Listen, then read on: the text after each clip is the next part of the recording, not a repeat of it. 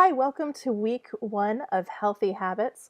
This week's theme is establishing a baseline. So when we talk about your baseline, what that really means is it's just that basic concept that in order to get somewhere, you have to know where you're starting from. To map the distance and the path between those 2 points, you have to have both of those points, both the beginning and the end. With a lot of weight loss programs, they actually don't start you there. They just say, hey, start doing all these things differently. And you do that because they're experts, right? That's what they're telling you to do.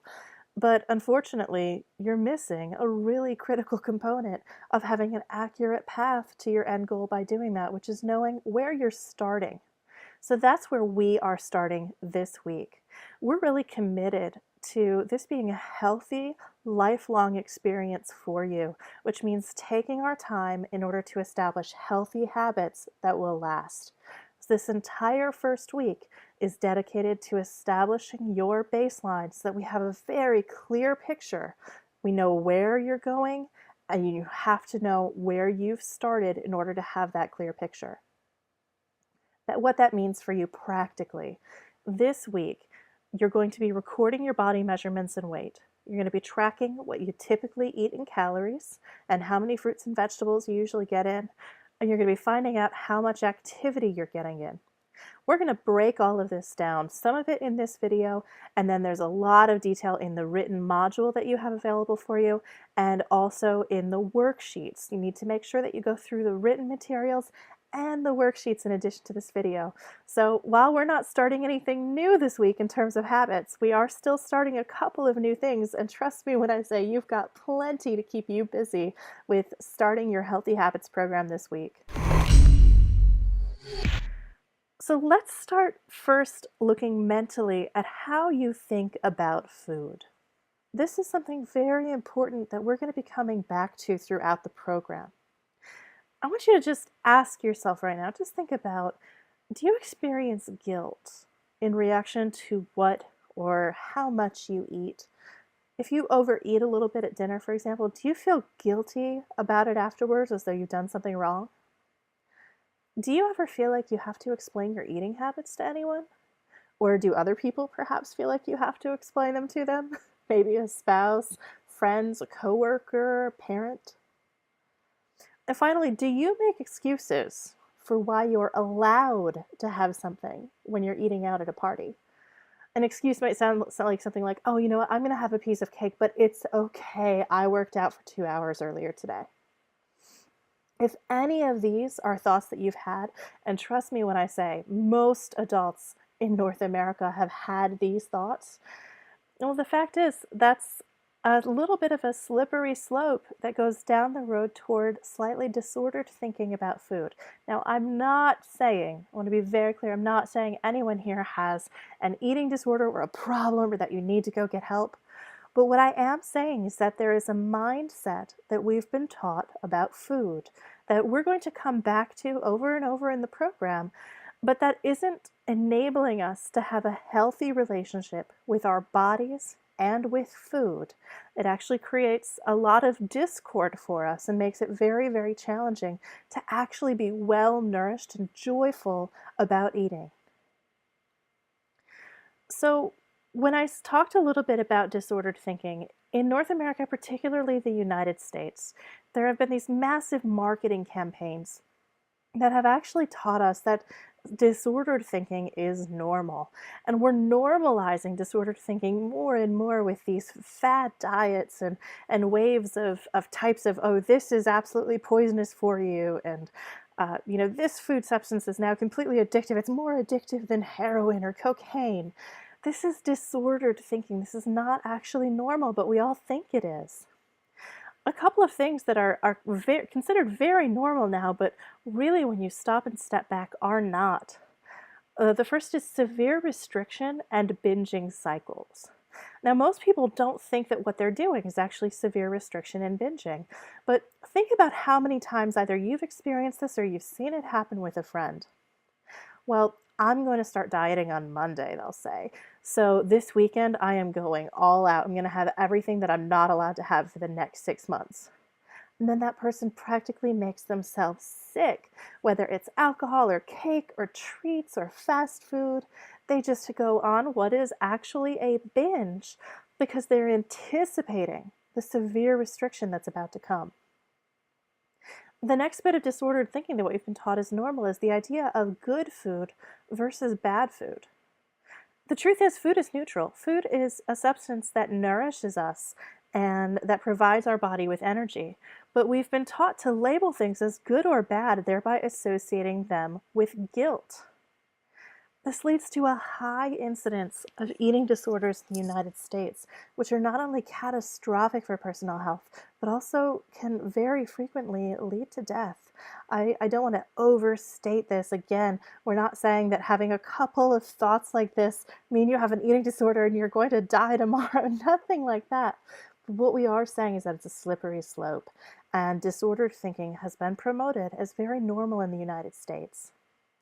So one of the things that we need to heal as part of our healthy habits, and as we establish a joyful and healthy relationship with food for a lifetime, is to take the time to actually look at foods and notice how you feel about them. Another component of mindset is the idea that weight loss has to be awful.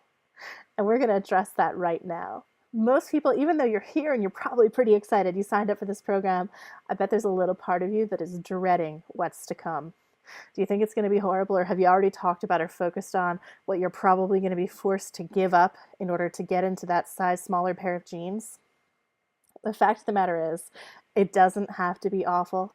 You don't actually have to give up anything. You see our beautiful model here on the page eating her donut. A donut can be part of a healthy lifestyle.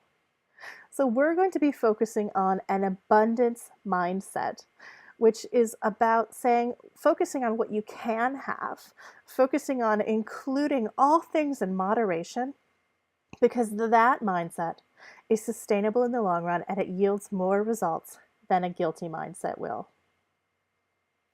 But we know we're probably starting from a place of guilt. We've been taught that foods are good and foods are bad. And if a food is bad, so we've put a moral judgment on food. If a food is bad and we eat it, then we feel guilty because we've done something bad. We've ingested something bad into ourselves. So Dr. Michelle Mays has identified a very simple 3-step process to remove that guilt from your eating. And I encourage you to practice this as part of the exercises you're doing this week. So step number 1 is to eat only when hungry. That just means checking with yourself. When you're going to start eating something, make sure you're actually hungry. If you're just bored and you're not hungry, then don't eat. Step number 2 is what we were just talking about. Let go of those good versus bad labels for certain foods. Just let go of them. Begin to cultivate a mindset of neutrality toward food. Some foods are more nutrient dense than other foods. Some foods have higher sugar content than other foods. Some foods may agree with your stomach and some foods may not. But let go of the label of good versus bad, that moral judgment around a type of food that you can eat. And step 3 is to practice mindful eating. And that really means not sitting down and eating while watching a television show, not eating at your desk instead of taking a lunch. Instead, it means focusing on the actual meal and your enjoyment of the meal and what you're doing. Allowing yourself to focus on that, because that's an activity that can be completely engrossing in and of itself. So now we're going to move into a section on energy and your body. Because the fact is, calories have a really bad rep in North America. We have been taught our whole lives that if something is high calorie, it's bad, and if it's low calorie, that is good. And the fact of the matter is, we need calories to survive. A calorie is energy. That's it. It is energy in the form of food. And that energy enables us to move, to breathe, to run, jump, dance, do anything we want to do. Without calories, without energy, we would die. We would be a plant in the closet with no sun.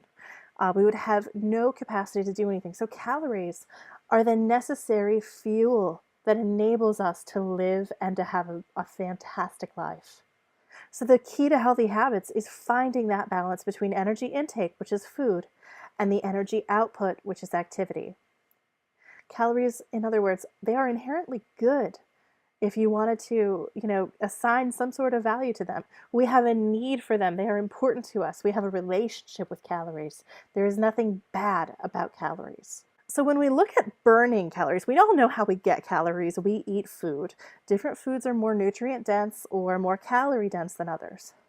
When it comes to energy, our bodies expend energy or burn energy in 3 different ways throughout each day. We're going to break that down to make sure we have a solid understanding, because this information, this science, is the foundation that we're building the program on. The first way that your body burns calories during the day is your metabolism. Your unique metabolic rate accounts for about 60% of your daily energy burn. Next, the second way is actually eating your food.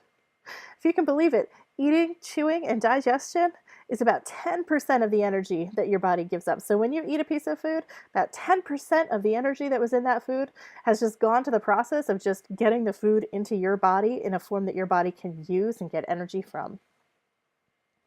And the last third step, or third way that your body expends energy is activity. Now, this is what we all think of. It's actually the smallest part of the way that your body burns energy, but it is 30%. And there are 2 types of activity, and we're going to delve into this here. There is exercise, and then there is NEAT, which is non-exercise activity thermogenesis. I just think of non-exercise activity for short so that I can remember it, and it's NEAT. Now, if you look at this chart here, you'll see that 60% is your base metabolic rate down there in yellow. The thermic effect of food in the blue, that's that 10% that you're spending by digesting. And then that top 30% is all of your activity. That activity, when you look at it broken up, is actually fairly surprising, because your non-exercise activity accounts for far more of that 30% than your exercise does. In fact, the difference in calories from NEAT alone can vary up to 2,000 calories burned per day in your average person. Now, when we're talking about NEAT, we're not talking about going and doing jumping jacks. We're talking about getting up from your desk a little bit more often, taking the stairs instead of the elevator, parking a little bit further from the store. All of those non-exercise activities, washing the dishes, burns energy. All of those add up a significant amount over the course of the day. So what I'm really trying to say here is that your NEAT matters. And this is something we will be focusing on with the program. So this week, you're going to start tracking your food and activity habits. You're not going to change them at all as to the best of your ability. Stick with what you've been doing. All you're doing this week is tracking to establish a baseline and get in the habit of tracking as accurately as possible. And that's it, folks, for the video for week 1. Make sure that you go through all of the activities. So you're going to read through the written materials in your module. You're going to go through all the activities in your worksheet. There's a fair bit in week 1. And also participate with your online community in order to get your best results.